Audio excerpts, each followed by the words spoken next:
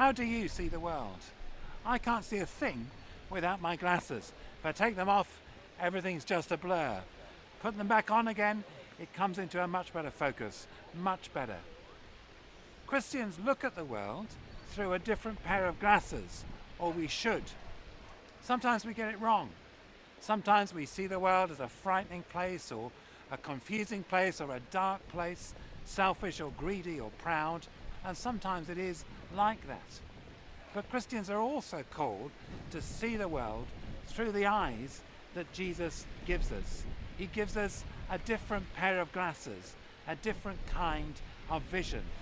At the beginning of the Sermon on the Mount, Jesus sees the crowd, and then he goes up the mountain with the disciples, and he teaches them how to see the people of the world. We desperately need the perspective of Jesus today, his vision for the world.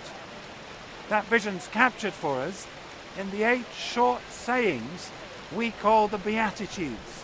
You can find them in Matthew's Gospel, chapter 5.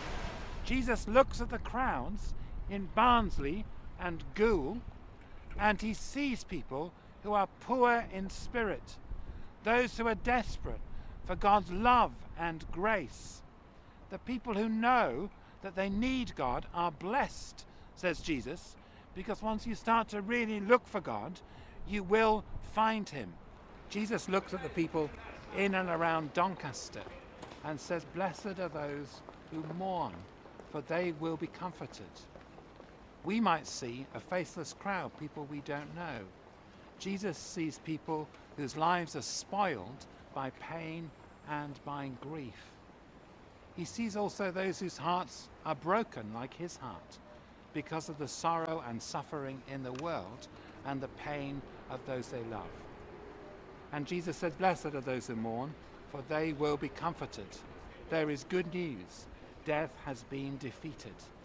Jesus looks at the people in Rotherham and sees some people at least who are meek, who don't make a big thing of themselves, people who give their lives to serving others.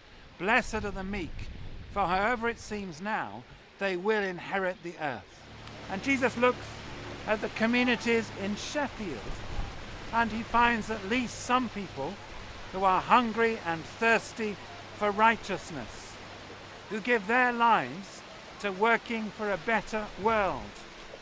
These people are blessed, says Jesus. These hungers will be satisfied. Jesus looks with us at the children and the young people and sees people who are full of mercy and kindness, ready to forgive and to be generous.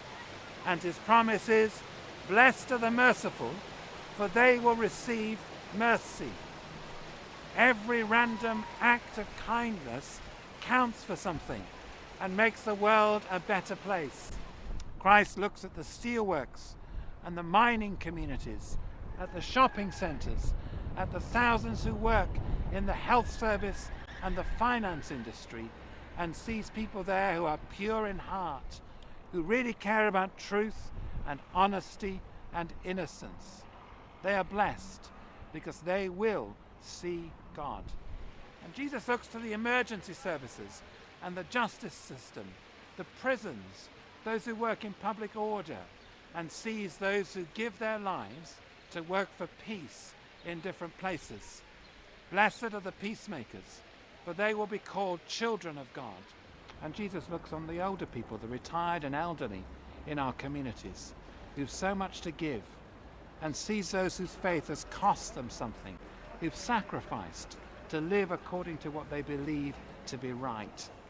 And he says, "Blessed are those who are persecuted for righteousness' sake. They will have their reward. Theirs is the kingdom of heaven." We need to see the world through the lens that Jesus gives us, through the lens of the Beatitudes, positively, hopefully, creatively, affirming what's good, challenging what's wrong, blessing what God is doing.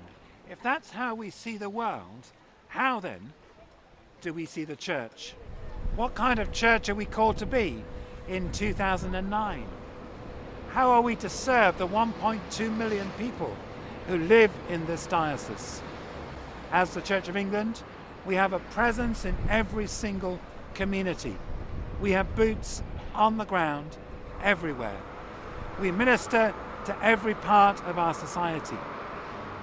We have the chance to be salt and light in every place. What kind of church are we called to be? We're called to be like Jesus. We're called to be the church of the Beatitudes, poor in spirit, not full of ourselves and our own achievements, but full of how much we need the grace and help and love of God. We're called to be a church which mourns, a church of compassion for the suffering of the world around us, a church which is meek, prepared to roll our sleeves up and serve, to encourage others, to work in partnership, a church which is hungry and thirsty for justice here and in all God's world. We're called to be a church full of mercy, where each and every person finds love before judgment and kindness before criticism. We're called to be pure in heart and mind and speech, devoted to God and striving to be holy. We're called to be peacemakers. We're not to be people who smother conflict or avoid it, but people who recognize it and still make peace. And we're called to be so different and so distinctive that we will sometimes be persecuted for righteousness' sake. People will sometimes want us to shut up and to go away. The Christian church, always and everywhere, is the community called into being by Jesus. And we are called to be like him, to be the church of the Beatitudes. It's a big call and a holy one. Pray for me, and I will pray for you as we strive to fulfill God's call together.